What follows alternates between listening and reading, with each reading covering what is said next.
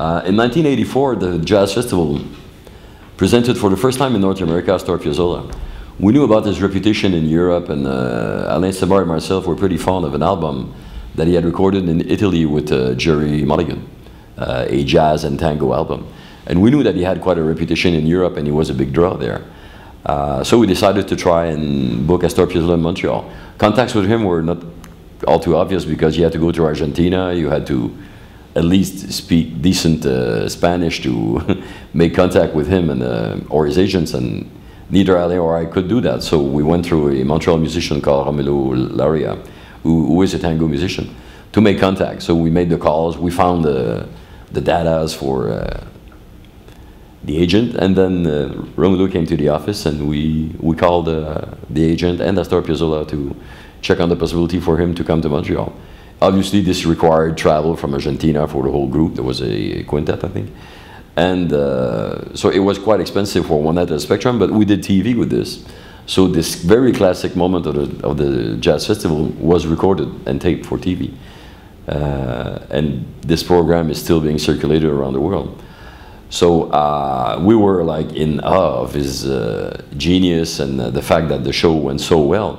So barely 2 years after that, we wanted to bring him back. And in the meantime, I had found out that Astor Piazzolla had some symphonic music, like a concerto for bandoneon and orchestra, and then some movie music. One of them was called Oblivion. Anyways, I found most of the recordings of the music and then the charts, and I sent it to the Montreal Symphony, whose maestro was Charles Dutoit at the time.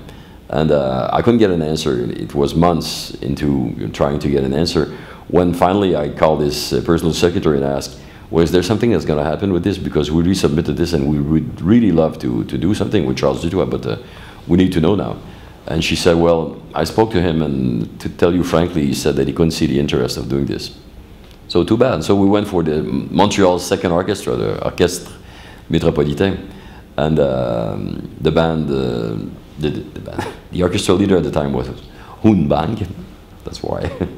And he said that he'd like to do it. So we went along with the show, and it came out pretty well. I mean, it was very, very great concert, well attended by musicians also.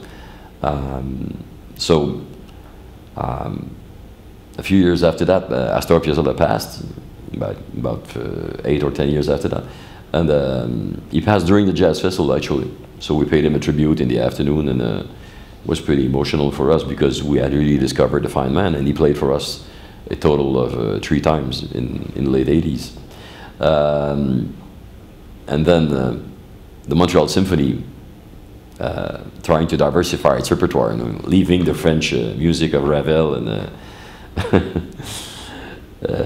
decided to do a Piazzolla record. So they did 2 concerts at Place des Arts and then a recording at the church where they used to make their records. So I went to the first show, and I thought it was not out of pure revenge, because I was happy to see that they had come to terms with that music and they would want to put it on record. But I had to admit that the player was quite kind of average, the bandoneon player. And the orchestra, well, could swing like an orchestra can swing. But it was okay, but it was not great. Not as good as if Astor had been involved himself. So after the concert, I went to see Charles Dutoit, and I told him, well, you know that in his own lifetime, you turned down Mozart.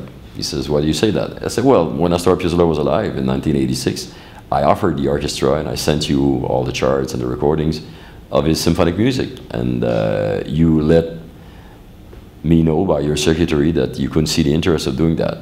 And then he looked at me and said, very naively, I guess, he said, had I at least listened to it? I'm afraid not, you know.